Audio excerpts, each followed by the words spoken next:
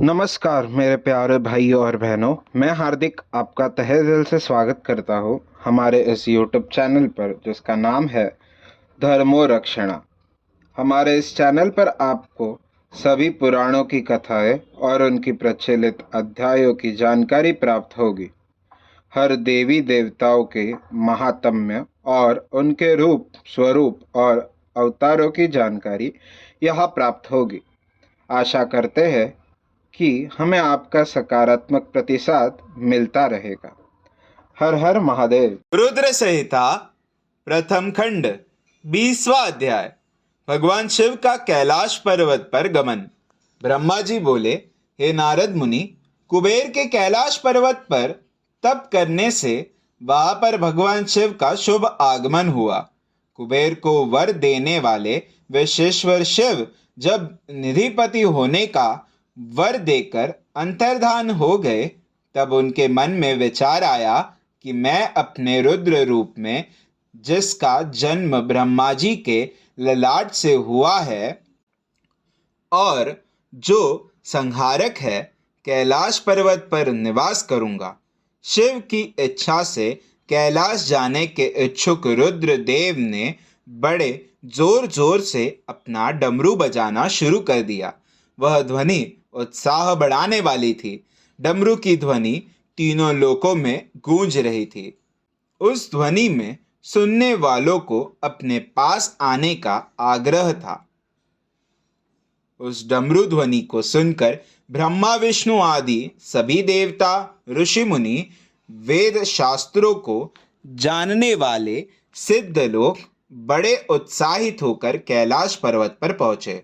भगवान शिव के सारे पार्षद और गणपाल जहां भी थे, वे कैलाश पर्वत पर पहुंचे। साथ ही असंख्य गणों सहित अपनी लाखों करोड़ों भयावनी भूत प्रेतों की सेना के साथ स्वयं शिवजी भी वहां पहुंचे। सभी गणपाल सहस्त्रों भुजाओं से युक्त थे। उनके मस्तक पर जटाएं थी। सभी चंद्रचूड़, नीलकंठ और त्रिलोचन थे। हार, कुंडल, केयूर तथा मुकुट से वे अलंकृत थे। भगवान शिव ने विश्वकर्मा को कैलाश पर्वत पर निवास बनाने की आज्ञा दी। अपने भक्तों के रहने के लिए योग्य आवास तैयार करने का आदेश दिया। विश्वकर्मा ने आज्ञा पाते ही अनेकों प्रकार के सुंदर निवास स्थान बना दिए। उत्तम मुहूर्त में उन्होंने वहां प्रवेश किया। इस मधुर बेला पर सभी देवताओं, ऋषि मुनियों और सिद्धों सहित ब्रह्मा और विष्णु जी ने शिवजी व उमा का अभिषेक किया। विभिन्न प्रकार से उनकी पूजा अर्चना और स्तुति की। प्रभु की आरती उतारी। उस समय आकाश में फूलों की वर्षा हुई। इस समय चारों ओर भगवान शिव तथा देवी उमा की जय जयकार हो रही थी।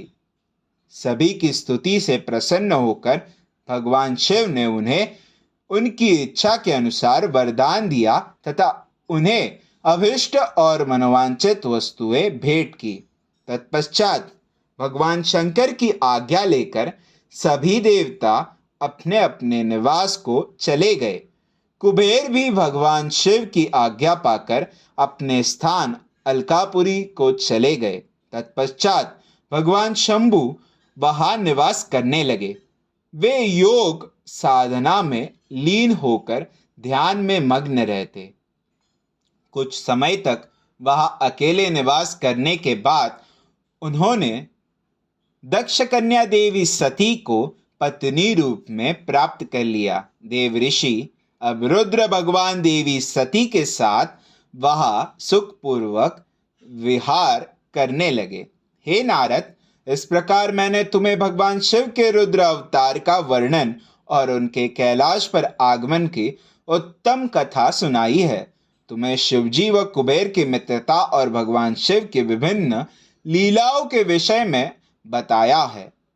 उनकी भक्ति तीनों लोकों का सुख प्रदान करने वाली तथा मनोवांछित फलों को देने वाली इस लोक में ही नहीं परलोक में भी सद्गति प्राप्त होती है।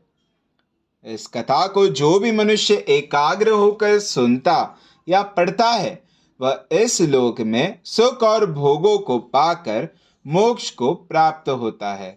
नारद जी ने ब्रह्मा जी का धन्यवाद किया और उनकी स्तुति की। वे बोले कि प्रभु, आपने मुझे इस अमृत कथा को सुनाया है। आप महाज्ञानी हैं, आप सभी के इच्छाओं को पूर्ण करते हैं। मैं आपका आभारी हूँ। शिव चरित्र जैसा श्रेष्ठ ज्ञान आपने मुझे दिया है। हे प्रभु, मैं आपको बारंबार नमन करता हूँ। अध्याय 20वां समाप्त। श्री रुद्र संहिता प्रथम खंड संपूर्ण। वीडियो को लाइक करें, शेयर करें, चैनल को सब्सक्राइब करें और हमारे साथ बने रहने के लिए बेल आइकन को प्रेस करें। हमारे सनातन संस्कृति की जानकारी के लिए और उनके साहित्यों की जानकारी को प्राप्त करने के लिए हमारे साथ बने रहिए इस चैनल पर, जिसका नाम है धर्मो रक्षणा। हर हर महादेव।